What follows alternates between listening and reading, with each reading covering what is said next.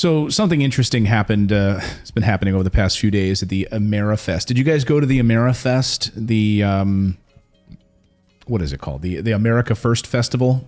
AmericaFest Festival. I had front row seats. I actually got Trump Jr.'s autograph before he was whisked out of there to head back to the East Coast.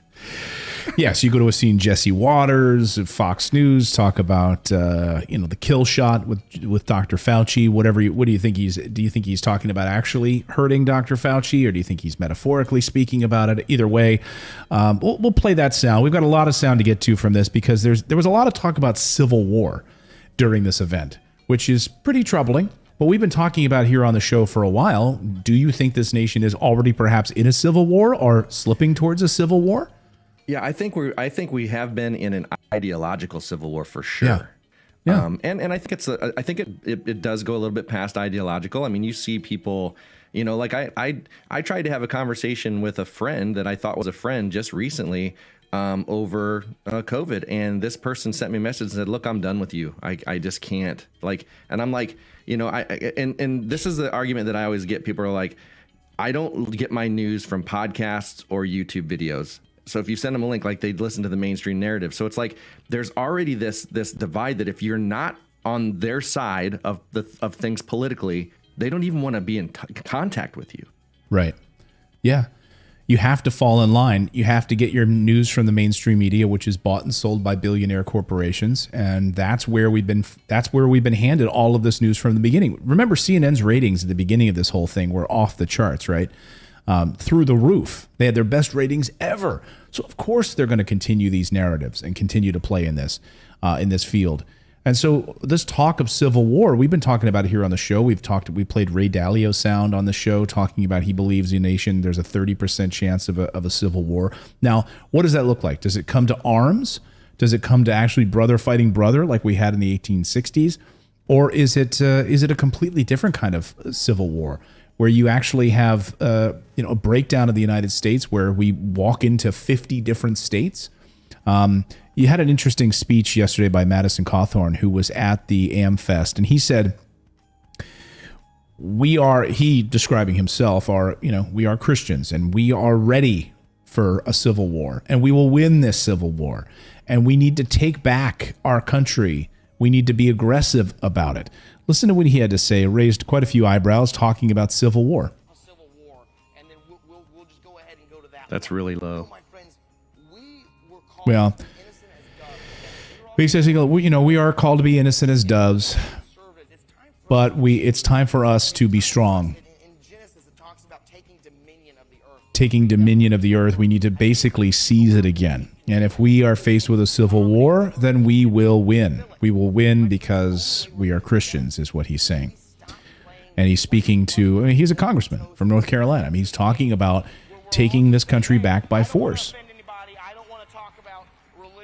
Well, and the thing is, like, the fact that they're forcing people, okay, this and understand that what's going on with these mandates and what's going on with the passports and stuff, this is a left agenda, right? I mean, it's an establishment agenda, but it's this left woke culture that's really pushing it because they think that they actually believe that the vaccine is the only way out of this when it's not. And so what's going to happen is, If that's mandated here, I will absolutely refuse. I would actually fight till I can fight no longer from being mandated to do this, because I know the data that I've seen and it doesn't excite me. So it's like we're already there. Like if they start to mandate certain, imagine if they tried to mandate in Texas.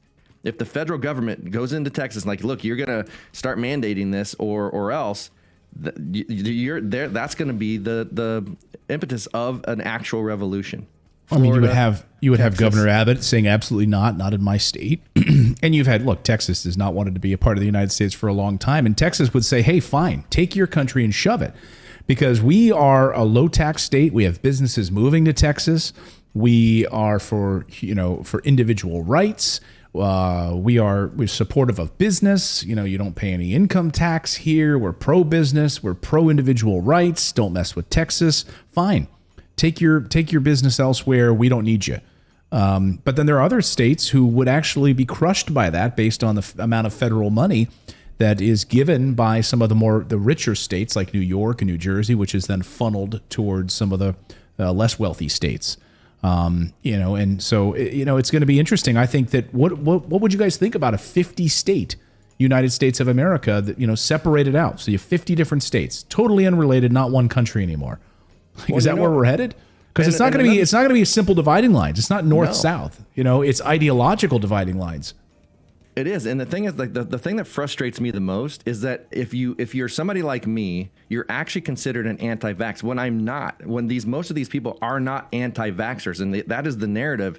And that's what really gets people charged up when it's like you're just like informed with different information. I would argue that most people that are very, very pro-vax are very, very media manipulated and don't look outside the mainstream narrative. So it's like you're going to actually have people that are, I mean, it already is happening. You have families that are like pulling away from their own family over this. Oh, sure. Over vaccines. So if that's happening at the family level, there are people that get angry enough. They think that somebody that's not getting the vaccine is murdering people. They actually think that by not doing your part, you are actually responsible for the death of people. And so if they think that you are responsible for death, that's going to make them more militant.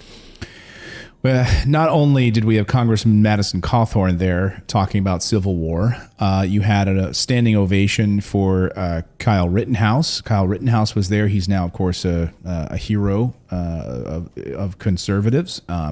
After winning his trial, this was the reception he got after they announced Kyle Rittenhouse.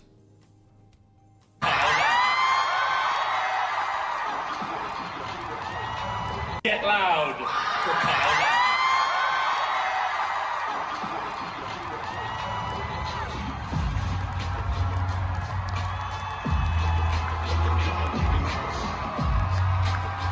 This was the ovation for Kyle Rittenhouse.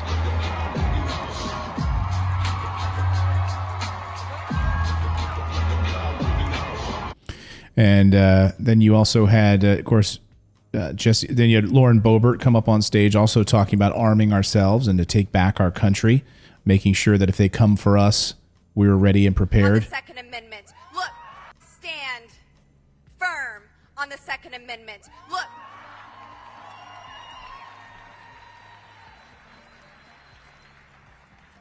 Just since Thanksgiving alone, my office has received dozens of death threats. And it would be a shame to think that I would not have an equalizer against those threats. An equalizer being a gun. Just ask my new friend Kyle Rittenhouse, who's here this weekend. I understand that, like, what happened with that whole scenario, but the fact that now they're like praising him for shooting people is ridiculous. Right. So here's a kid who admits to doing wrong by leaving his house in the first place, right? Goes out to a riot scene, basically, and yes, defends himself after walking down the street with a was it an assault rifle? I don't know. Yeah, an AK. Yeah. So, and he admitted, like, I should have never been there. I if I had to go, I'll do it all over again. I wouldn't have. And so, yeah, now we're praising him as okay. It like somehow it's self-defense, as if someone like broke into your house, like knocked down the doors and he defended himself. It's not the same kind of thing. Well, anyway. And if that were me, you know what I mean? If that were me, and because I understand the premise of why he did what he did. I really do. Because the police were standing down. There was an old man that had a business that got like the crap beat out of him by the BLM protesters, or an Antifa got his jaw broken, and he was just trying to put out a fire at the business that they had lit on fire. And the police were standing down. So these group of people got together because they wanted to do something about it to help these business owners. And so, I get the premise of it. But the thing is, like, if that were me and I had murdered 3 people, I would not be out there celebrating like I just had this huge victory, because I still took 3 lives at the end of the day. You know what I mean? It's like, that's what he's a hero for being able to defend himself, in that way. But like, I think that like the fact that they're making it like, hey, this guy killed 3 people with a gun, like he's our spokesperson. There's still 3 people that lost their lives, even if they were, questionable people, whatever. There's still 3 people that lost their lives, and that should be something that they should, look at differently than being out there praising him like this Second Amendment hero. Well, they keep dropping his name too. Like, Lauren Boebert, she's like making a boring speech. She's trickling along. No one very like little applause, nothing really that crazy. She's trying to hit on, and then she's like, just ask my new friend, trying to saddle up next to him, Kyle Rittenhouse, and everyone goes crazy. Like just buzzwords, just using that to draw crowd, to draw applause. It's just an applause line. It's a throwaway applause line. But one thing that did come out of this weekend, or this thing, is Kyle Rittenhouse going to apparently says he may sue some media outlets as a result. To which I say, okay, good luck with that. I mean, good luck with that. The amount of time that it's going to take to try to prove, and the amount of stuff that could be brought up and looked at as a result of discovery and everything else. You want to go through that? I don't know. If he sues, if he sues media outlets, Rittenhouse would follow the recent footsteps of Nicole Sandman, who announced Friday that she has reached a settlement with NBC News. So this would be stuff that would be settled. They're not going to ever go to the court. So, okay, if he feels like this is going to be a good lawsuit to go towards against like CNN, CNBC, etc., we'll see. Do you want to like have this be part of your life? I mean, or do you want to kind of like move on with your life? Because it's going to take years to go through this. But that's a bit of news. We were waiting to see if he was going to sue any of these media outlets. We'll actually see if that happens. And then, let's talk about the Jesse Waters thing. So Jesse Waters is in hot water, no pun intended, this morning. And he's being, those are people asking for him to be fired from Fox News after these comments about Dr. Fauci. Let's play these now, specifically talking about the Wuhan lab, gain of function research. What did Dr. Fauci know? When did he know it? Was he involved in this research? But the way it came off sounded like he was calling for a hit on Dr. Fauci. Listen. Now you're going for the kill shot. The kill shot with an ambush, deadly, because he doesn't see it coming. This is when you say, Dr. Fauci, you funded risky research at a sloppy Chinese lab. The same lab that sprung this pandemic on the world. You know why people don't trust you, don't you? Boom! He is dead. He is dead. He's done. Now, how you do that? 30 seconds. That's all you need. 30 seconds. Now, you get that footage to us. You get it to Fox. You get it to Human Events, you get it to Breitbart, you get it to Daily Caller, you get it through the Turning Point pipeline. Imagine Tucker Carlson teases out of the A block, coming up. Brave college student confronts Lord Fauci at dinner. Exclusive footage, right back. Get us that. That's what we want. That changes the whole conversation of the country. Does it? Does it? So, and so now, of course, calls for him to be immediately fired. Dr. Fauci among them, saying Fox should fire him. Fox is standing by him, though. This is what Dr. Fauci had to say when he was asked Fauci about should it. Be fired too. I mean, Fauci, like maybe Fauci they should both lied. be fired. Yeah, I agree, both of them. Let's get rid. Let's just half of Fox News, half of the administration that's out here with the COVID response team gone. They could go down and hang out at the Villages retirement community in Florida together. Well, John, that's horrible. I mean, that just is such a reflection of the craziness that goes on in society. The only thing that I have ever done throughout these 2 years is to encourage people to practice good public health practices, to get vaccinated, to be careful in public settings, to wear a mask. And for that, you have some guy out there saying that people should be giving me a kill shot to ambush me. I mean, what kind of craziness is there in society these days? That's awful that he said that. And he's going to go very likely unaccountable. I mean, whatever network he's on is not going to do anything for him. I mean, that's crazy. The guy should be fired on the spot. Well, it's not going to happen. But he did call him for it to be fired, and Fox is standing by it. Not surprisingly that they're standing by it. I mean, I think when you hear it in context, what he's saying is like an ambush, like go up to him and ask that question. But of course, John Brennan, at CNN didn't follow up with that question and say, well, I don't believe he was actually talking about actually murdering somebody, right? I think what he's talking about is, hey, why don't you be held to account for these things at the Wuhan lab? Yeah, it's like you can't even use metaphors anymore.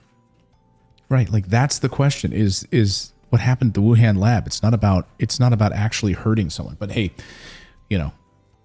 but we get lost in this nuance. Look at the millions of people Fauci potentially has killed. Well, potentially with his research. That's where we are. So that was those are some of the highlights. Civil war, ambushing Fauci, get some answers. I think we do need answers. And the thing is, like, what really blows my mind is that Fauci and these people that show up to these meetings on the COVID, they don't come with any research whatsoever. There was a doctor that they had in the administration that was showing up with all this data. He had numbers, he had data showing the weaknesses of the V's over in Israel and stuff. Like, he had all this data. And because he had all this data and was trying to tell them what the real message was, they got rid of that guy but kept Fauci. The only guy that came prepared with data, they got rid of. Follow the money. Follow the money. Right. The money leads right to big pharma. Never if you're ever wondering, guys, just always follow the money. The money leads you to the answers. The money leads you right to the answers. And all of these big pharmaceutical companies that have these open-ended contracts with the U.S. government where they make billions of dollars and are not held to account. They can create separate sub-companies when they get sued. It doesn't matter. They're too big to fail. They will always be padded by the United States government. And so if you want to speak out against it, in Canada, they have, approved a natural COVID vaccine, 100% plant-based. Can you ever imagine that being released in the United States? Well, and there's already things out here that are cheap that can do it. But the thing is, like, they have been villainized. They've been called horse paste. And it's like, and that's the thing that I was talking about with my friend that, like, defriended me after many, many years for that, talking about that one drug. But it's like you try to share them information to show them that there actually is. And they're like, oh, that's a BS website because, this and that, when there's 2,000 scientists on this website talking about this. So it's like there have been things already. It's a multitude of drugs. It's called the kitchen sink. It's what Joe Rogan got. It's what Tim Pool got. It's what Trump got. There are things out here to get us through it with no, like early treatment and preventative care. And everybody that talks about that is a conspiracy nut. Like Ron Johnson, Senator Ron Johnson, he was talking about mouthwash. Everybody got on him and said he's a conspiratorial nut when there is truth to what he was saying.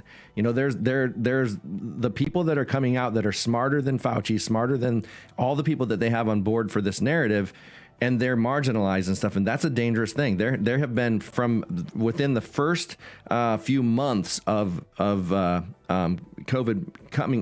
happening, pandemic happening. These people have had these measures, and so these doctors. There's only 500 doctors that are providing prescribing this kitchen sink, and there's certain hospitals and stuff that they won't even prescribe it. Like it's like there's even pharmacies that will not prescribe it anymore or even fill prescriptions because the government has somehow convinced them that it's not safe.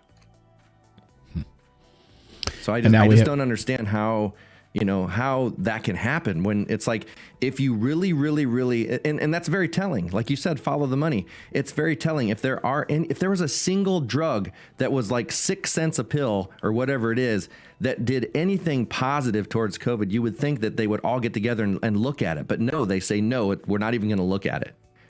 So that just shows you that it's not about getting through the pandemic. No, and I think they're probably pretty sad right now that Omicron is pretty weak, because they would love nothing more than to go back into lockdown once again, squash the whatever's left of these small businesses, make sure that Wall Street and the big companies and Walmart and Target and all of these big businesses would be totally fine and deemed essential. They'd be deemed essential businesses when the small mom and pop shops are closed down, deemed unessential and crushed as a result of it. And in the CARES Act, not only did $5 trillion transfer to the top 800 businesses, 800 corporations, but also they just lost over 200,000 of their competitors. So you talk about a transfer of wealth during a pandemic and they didn't help people. They didn't expand Medicare to where people could get help. People are still paying for their COVID treatment. Like when they're in the hospital because of COVID, that's still on them. That is not covered. So it's like no help was given to the people during the pandemic, but yet all of the wealth, all of our money transferred to those corporations. And then we killed a lot of their competition and continue to kill their competition. If we go into lockdowns again, it's going to be a whole nother wave of small businesses that can't make it. Small businesses are still struggling. I mean, even what you were saying over in Belgium or whatever, they were half capacity. That's hurting them. Yeah, so we just got back from Belgium. We were there yesterday, and in Bruges, which is a beautiful, beautiful, Christmas. I mean, just right out of a fairy tale place. The hotel. I was talking to the hotel owner. He said, "Yeah, we were at half capacity. Yeah, we're just, people don't want to travel when they know they have to do all these documents, all these tests. They have to. On the morning we had to fly back, we had to go get a swab test. And it cost us $74 to get this swab test for my wife and I. $74 just to go get the thing done." It's ridiculous. So what? So what then does a vaccine matter, right? If I'm getting a swab test, you're pushing these vaccine, you're pushing mandates, but then we're also going to have to just continue to get tested over and over and over and over again. We know that you can commute. It's transferable whether you've had it or not, right? Whether you've had a vaccine or not, it doesn't matter. Well, and that's like that's why I was so. Like, I've been trying to talk to people because I legit want to help people and want to give them information so that they make informed decisions, because people aren't making informed decisions. And the thing is, like, I've been listening to the guy that invented the RMNA technology from the very beginning, and he has called everything that's happened in order. And he's talking about how the vaccines are going to create variants, and the variants will hopefully, like in the past, get weaker as they go. And that's exactly what we're seeing. And they've been saying that since the beginning of the vaccines, when they first came out, that these vaccines are not what they think they are. Yeah, we just have this new story out just this morning. Omicron has an 80% lower risk of hospitalization, according to a new study just out this morning. And South Africans specifically, that's where the data's coming, are 80% less likely to be hospitalized if they catch the Omicron variant compared with the other strains. So what are we so scared of with this stuff on the Omicron side? Well, and I personally I'm still skeptical about the testing in general, because if the swab tests are not accurate, like that's been proven. Elon Musk himself tweeted one day he went to get 4 swab tests. He was positive in 2 and negative in 2. That's a big person, like, to say that. So all along, we don't even know like where the numbers have come from the very beginning. Like, so we could be freaking out about things that aren't even true, but we don't know, because there's no transparency. There's no concerted effort by the medical community to get together. I mean, there are. But the ones that are getting together and doing the right thing are marginalized. The ones that are getting together and doing the wrong thing are praised and brought into the administration. So it's like there's no transparency around any of the actual data. Joanne Morgan says the major issue with the virus now is that it's overwhelming the healthcare system. And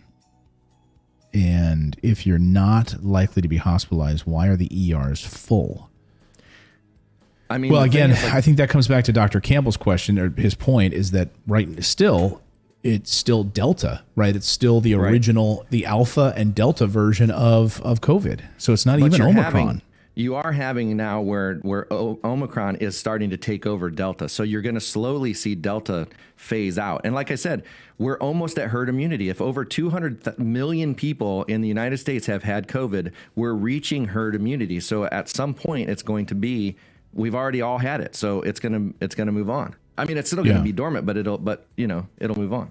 I'm like, here's what Dr. Campbell says on this. It causes. Well, we've just looked at the South Africa data, where it's caused significantly less serious illness. Now, I suppose you could say the CDC is right, because they don't know exactly how this is going to unfold in the United States. So that's true, but we do have some pretty good ideas. So quite why the feigning or not feigning, but saying they're completely ignorant is a bit surprising. London data, for example, from the COVID symptom tracker app, Omicron cold-like symptoms rapidly taking over in London. Top 5 symptoms that we know about from the Zoe app are the first runny nose, second headache, third fatigue, fourth sneezing, fifth sore throat. So we do know a bit about the symptoms, and they tend to be these common cold symptoms. So, it's not going to send you to the hospital. I mean, that's the bottom line. Well, and I think that they've got people so supercharged in their mind that if they start to feel something coming on, I think you get the anxiety thinking, oh my gosh, I've got COVID. I better get to the hospital because I'm going to die. Because of the message they're putting out there. Well, and one of the things, too, that he points out in this data, and this is something we should all be aware of, you're not going to see the mainstream media talk about this at all, which is that those that have been hospitalized, they're not hospitalized with COVID. They didn't go to the hospital because of Omicron, okay? They went because of some other issue, a kidney stone or some other issue, and then they do testing at the hospital, mandatory testing anyway. And that's where you're seeing this spike in cases associated with people who are in the hospital. So he said it's very likely it's about 50% of what that number, that hospitalization number is, about 9,000. So put that in half, because they're not going to the hospital because they have a scratchy throat. They're going to the hospital because they had kidney failure. And by the way, they also had Omicron on top of it. Right. And also, if you just really pay attention to the mainstream media and the narrative has completely switched. So it used to be, we have this many cases of hospitalizations and this and that and deaths and all that. Now they've completely taken all of that out of the narrative, and now it's just focusing on cases. So now they're talking about any cases if you go get tested or whatever, which we know that the testing is not completely accurate. So they're not even talking about hospitalizations now. They're talking about cases. So you're going to see that slowly happen because they want you to think whatever the biggest number is that they can tell you to make you scared. This is the new boogeyman. Whatever boogeyman they can make you, think is bigger, that's the number they're going to give you. Yeah. And M. Katz points out, Dr. Campbell also said that it's unsure for how long Delta can survive alongside of Omicron. Right. Will it overtake it? Which would be great, right? Because people are even talking online about like, hey, what if we got together and had like an Omicron party? Because it's so, that would give us like some parties. Yeah, chickenpox parties. Like, would that give us some sort of like, immunity from the more severe strains if it's floating around out there? That's obviously crazy talk. I don't want anything, But anyway, so that's where we're at. And the Army, we got word this morning about the Army. The Army is about to announce that it's developed a single vaccine that protects from all variants of COVID and SARS. So the Army, the Walter Reed Army Institute of Research, is set to announce the development of a vaccine that's effective against all COVID and SARS variants. It's called the spike ferritin nanoparticle vaccine. It's been proven to protect against all existing and potential versions of the vaccine, variants of the virus. So Omicron. Go ahead. No, I'm just reading. Oh, I was just going to say, like, I really highly recommend. I know that, a lot of people, I don't know why people consider Joe Rogan right. He's not. He was like a Bernie Sanders guy. Like, he's totally not right wing like everybody thinks he is. He just has, like opinions that don't coincide with the left completely. Mm-hmm. So he's marginalized. But everybody needs to go listen to his interview with Dr. Peter McCullough. Like, it is an eye-opening interview. It's 3 hours long. It's a long interview, but you need to listen to it because this is a guy that is like one of the most published doctors in the world, and he's an epidemiologist, and he's very knowledgeable. And if you listen to this guy, he articulates the information in a way that's so easy to digest. And this is something that I've been telling everybody that I know to go listen to, because it shows you how this has been going down from the very beginning. And it's kind of scary. Yeah, and Dr. Peter McCullough is a doctor, MPH, a board-certified cardiologist. He's testified before the U.S. and Senate and Texas Senate regarding the treatment of COVID-19. Not somebody to be taken lightly. And obviously, when you look at the long-term effects on the heart and all of these other issues, it was definitely an eye-opening interview. I'd encourage all of you to go listen to it. It's 2 hours and 45 minutes, and just came out the other day, December 13th. So I listened to it on my flight. It's really eye-opening. Well, and Cookie, that chick says, this is upsetting. You do know COVID is still deadly to people, right? I lost 3 family members within a week, and they had no other health issues. Yeah, we're not downplaying the seriousness of COVID. All we're saying is that there's treatments out there, and that some of the treatments that they're pushing aren't the only answers. We're just saying that there needs to be more accountability, that people needed to get together and do more about it. We're not at all denying that this is a serious Yeah, and I mean that's how I started out. That's how I started out the show today. I mean, I was talking about the symptoms of long COVID and how these people are having tremors, and I mean, not to mention the fact that people that have died, of course, but the people that have gotten it and then had recovery from it. Neurological issues, trembling, also loss of memory loss, taste, all of that. I mean, we still don't know. And as the doctor pointed out, we still don't know how this is affecting the body. Let's listen to him again, in case you missed it at the beginning of the show. He thought that this was one and done, meaning if you survive the infection, that you would become normal. And this is definitely not the case now. The other thing that I think is surprising is how many organ systems that this virus is actually affecting. Organ Pulmonary, systems? meaning the lungs, cardiac, the heart, neurological, and also psychological. Yeah, really, really, really, really scary. I've lost friends to it. Definitely had, it's destroyed families financially, not only financially, but also mentally, not being able to see relatives who are dying, who are in the hospital, not being able to go and see them. Just awful. Well, and that's where I've had the most friends, affected by it, is the fact that they've been locked down and not been around people. I've seen more people with anxiety and stuff after this, more so than, like, I don't know anybody who passed from COVID, but I do know a lot of people that are still dealing with the anxiety because we still technically have not really come out of lockdown. I mean, even though the lockdowns are over, I still haven't ventured out as much as I did before. It just feels really weird. Yeah. Yeah. So all we're saying is, like, looking at all of the data and not having these politicians, in Wall Street run your life. I mean, that's what we're dealing with right now. I love the way that Dr. McCullough put it. It's like we've got the wolves watching the hen house. Mm-hmm. Yeah.